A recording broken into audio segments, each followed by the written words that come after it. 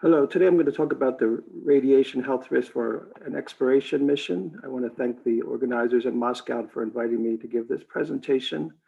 The main issue is about our ability to project the risk, not that the risks are too high or too low for a Mars mission or shorter missions. So the uncertainties are driven by limitations in knowledge about the radiobiology, not the physics so much. And this is the same knowledge that you would use to design countermeasures. So if you don't understand the mechanisms of the risk, the countermeasure approaches would be shots in the dark. So we need the knowledge for that reason as well.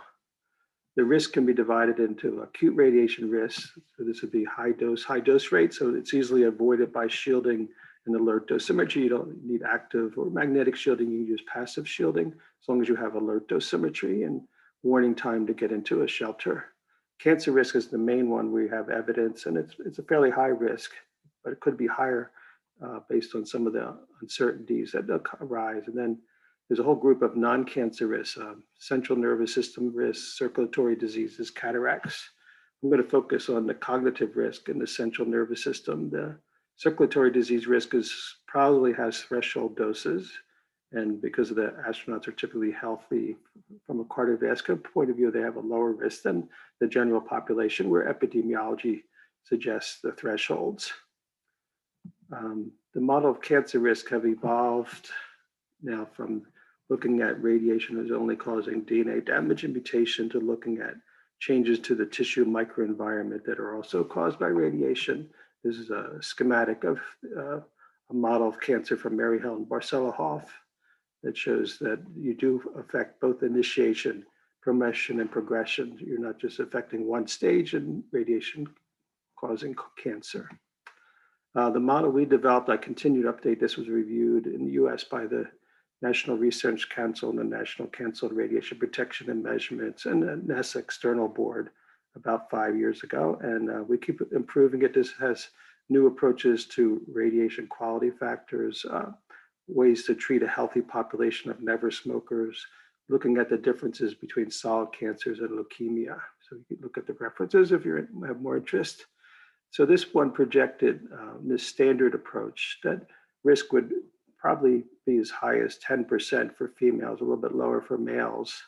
You'd have a high probability of causation, meaning as the crew returned, that the cancer would occur, it was most likely due to their radiation exposures. The track structure model is pretty significant. It gets away from the ICRP or NCRP approach by looking at the properties of a radiation track, the core and the penumbra. The penumbra has a dose rate modifier and the core does not, and that significantly lowered the uncertainties.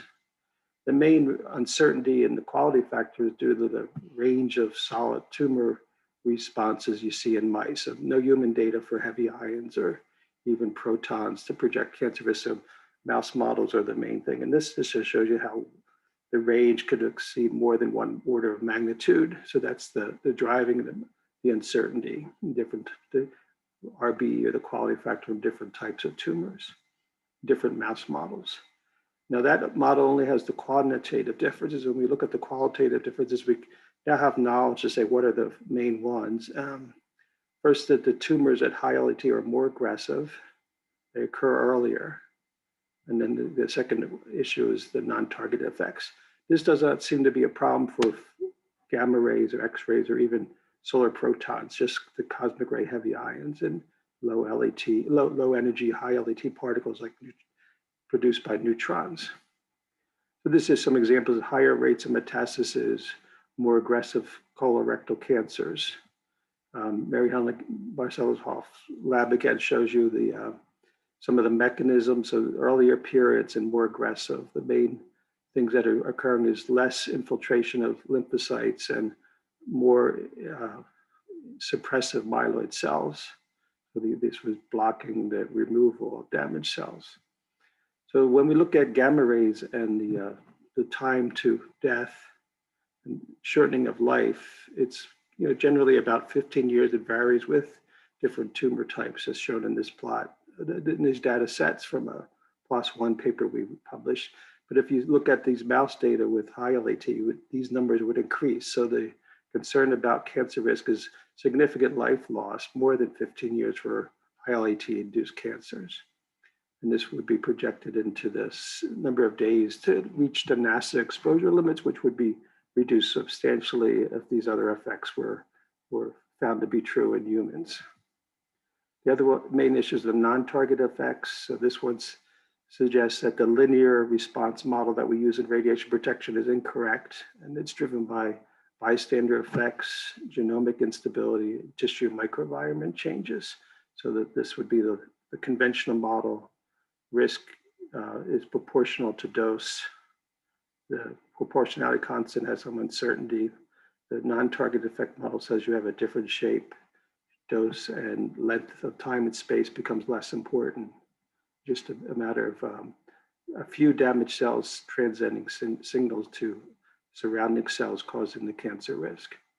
There's some evidence of that here for the transformation into cancer in mouse cells. You can see if I look at the data here and then wonder about the shape at these lower doses. So the Mars mission heavy ion dose is below 0.1 gray. You can see there's a change in shape. So if I take this y-axis and divide by the x-axis, if it's a linear response, it would be straight line. So it is at higher doses, but at lower dose, the risk is increasing significantly. That's an evidence of a non-targeted effect. Same thing for simple chromosome exchanges we did in our lab at a few years back. Conventional model linear, when you take the y-axis divided by the x-axis, the risk per particle, and then when you do it the non-target effects shows evidence that the doses we're concerned about. So this would increase our risk quite a bit. So now the upper 95% confidence interval exceeds 20% for females and 15%, about 15% for males. So certainly it's a lot of radiobiological evidence this is true, and it's not taken into account in the conventional risk models. So the summary of the conventional model is that if the cancer risk in the conventional model is that we're at less than 10% at the 95% confidence interval for a Mars mission, but if these other newer effects and mechanisms hold, then we could exceed 20% for females and 15% for males. So this would be the main concern. Now there also is another issue about the synergism between radiation and microgravity effects, and particularly the immune response. This could have a further increase in the risk. So what we see on the space station crew is that there's a transient inflammatory response. So now we're saying if we have a 6 to 8 times longer mission and about a 5 to 10 times higher exposure, would that further increase your cancer risk? Turning to the CNS risk, so this one is driven by mouse studies, not so much by epidemiology data where there's no real evidence of it. But that's again because of the role of heavy ions, and there's no human data for that. So what we see here is that you see loss of cells at higher doses, but a persistent and oxidative stress at the lower doses and the higher doses. The main approach people have used to look at this is cognitive tests in mice and rats. It's inconclusive at the lower doses. Some studies suggest there is a risk below 0.1 gray. Remember, the Mars mission dose is less than 0.1 gray of heavy ions, a few times higher for the protons or the low LAT. But people that are funded to do these studies could consistently use the higher doses, which for the non-cancer risk is very problematic because we expect to be threshold doses for a deterministic effect.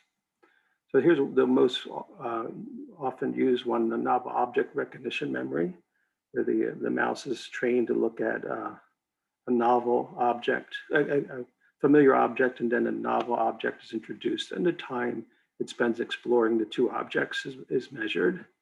So here's an example of that from Bernie Rabin at the University of Maryland with heavy iron particles.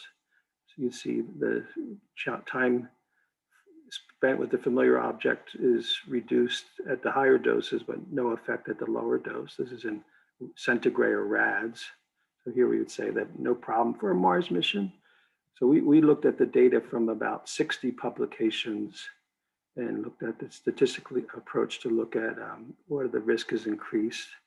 So we defined a relative risk model.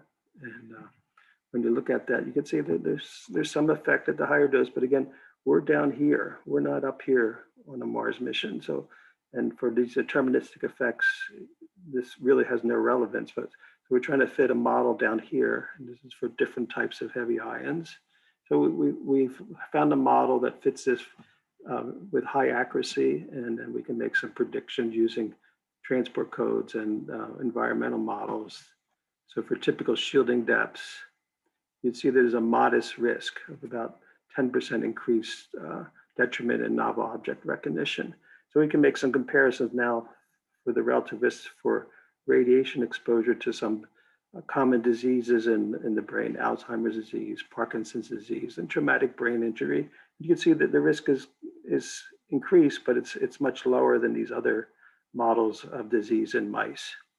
So it's something to pay attention to, but not very conclusive or not very alarming that you'd have this modest risk. Another test that's used a lot is spatial memory. This is more hippocampus related, and you can see here we found that there's no increase, even at a much higher dose. There's some studies suggest this increase, others do not. And if you look at this, there's probably a threshold and no risk for a Mars mission.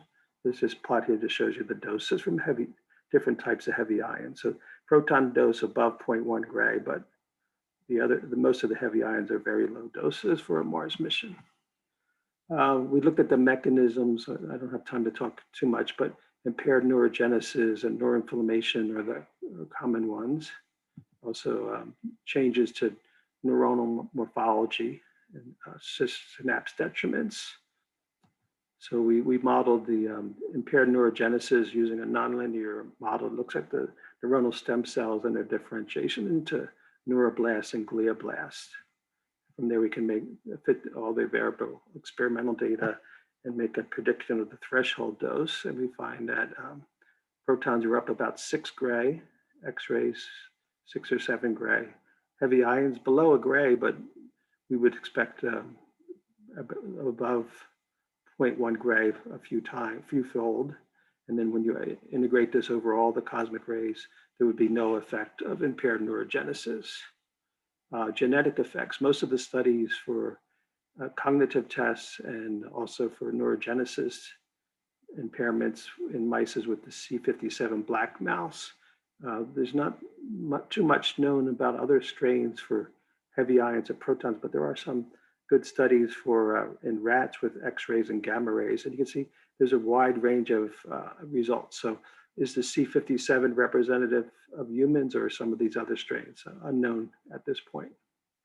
How about the neuronal mythology? So we have a grant from the National Cancer Institute in the US to model these things. So the group at UC Irvine has seen changes. The way they look at this is to look at a plane of cells, not individual neuronal cells. And then they look at the changes in the number of spines or the length of the dendrites and the spine density and see some fairly significant changes at doses as low as 5 rads or 0.05 gray. So we do a computer model. We have the computer model, we have radiation tracks, and then we have a model of how the changes to the neuron morphology occur. And we found that there's a problem with looking at planes of cells because you don't have a cell count before and after the irradiation. So we can predict what would be the difference. You can see if you do it the way UC Irvine has done it with a population of cells, you're overestimating the effect. And the single cells would say there's some mild changes at the lower doses, but not a very significant one. So we don't think this risk is conclusive at this time. A lot more studies on mechanisms and how to translate from mice and rats to humans is needed. We also find that there's underreporting of negative results, and there needs to be more genetic studies, not to rely on just that one strain of mouse, and perhaps a little bit of information on a few other strains, but not too much. So we don't think countermeasure research on CNS risk are needed at this point, and that there's more studies of mechanisms and genetics that need to be performed. Now there is an issue, but so I'll finish with this slide showing you that if you have a chronic inflammation at the same time you're being exposed to cosmic rays for a prolonged period of time. So again, so on space station crew, you see transient changes in a few months, but they resolve, but the exposures are lower and the exposure rate is lower. So now if you increase that quite significantly and get the higher exposure at the same point, we think that could be an issue. So to do those studies, you need to lose a low dose, a chronic exposure, and have state-of-the-art models of inflammation and try to look at the specifics of what type of inflammation are occurring. So I'll stop there. Thank you.